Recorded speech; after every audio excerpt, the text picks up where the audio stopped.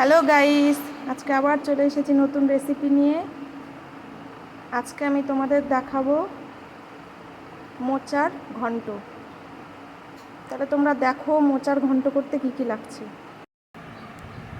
আমি মোচার ঘন্ট করতে নিয়ে নিচ্ছি কেটে রাখা আলু, একটা শুকনো লঙ্কা, একটা তেজপাতা, একটু কাজু বাদাম, একটু কিশমিশ। দেখো আমি মোচাটাকে জল থেকে ছেঁকে নিলাম। এবারে আমি কড়াইয়ে পরিমাণ মতো তেল দিয়ে দেব।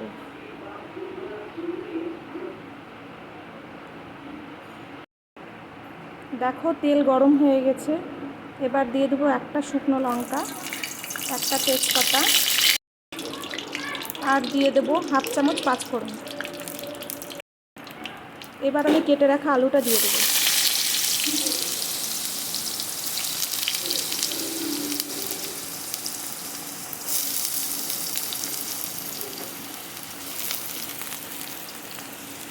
এবারে আলুটা ভালো করে নাড়াচাড়া করে নেব।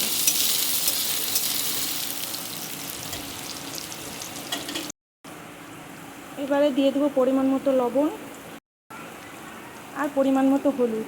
আমি হলুদ অল্পই দিলাম, কারণ আমি যখন সেদ্ধ করেছিলাম মোচা তখন আমি ওর মধ্যেই হলুদ দিয়ে দিয়েছিলাম।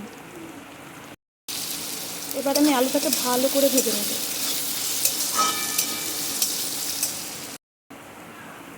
দেখো আলু লাল করে ভাজা হয়ে গেছে। এবার আমি দিয়ে দেবো সেদ্ধ করে রাখা মোচা।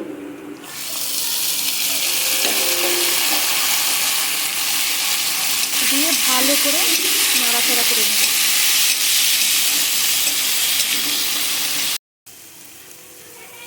দেখো মোচাটা কষানো হয়ে গেছে।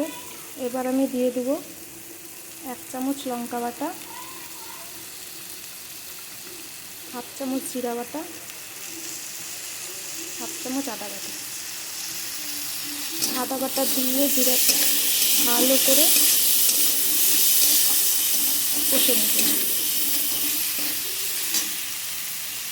এবারে কাজু কিশমিশটাকে দিয়ে দেবো, দিয়ে কিছুক্ষণ নাড়াচাড়া করে নেব।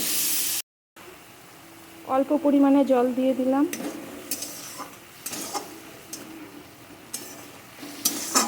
এখন ভালো করে আলুটা সেদ্ধ হবে।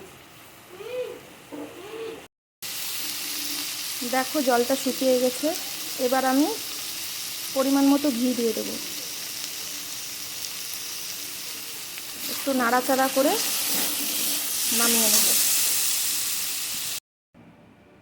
দেখো আমার মোচা রান্না হয়ে গেছে। যদি রান্নাটা ভালো লাগে লাইক করে সাবস্ক্রাইব করে দিও।